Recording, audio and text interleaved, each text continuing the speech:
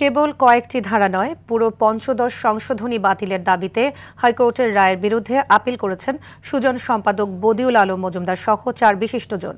সোমবার সুপ্রিম কোর্টে তাদের পক্ষে আইনজীবী শরীফ ভূঁইয়া এই আপিল দায়ের করেন। তিনি জানান, রিটে তারা পুরো সংশোধনী বাতিল চেয়েছিলেন, কিন্তু হাইকোর্ট আংশিক বাতিল করায় কিছু সমস্যা তৈরি হয়েছে। এটা সম্পূর্ণভাবে কার্যকর হয়নি। আর বদিউল আলম মজুমদার জানান, পঞ্চদশ সংশোধনীতে আইনগত ও পদ্ধতিগত ত্রুটি থাকায় পুরো সংশোধনী বাতিল চেয়ে আপিল করা হয়েছে।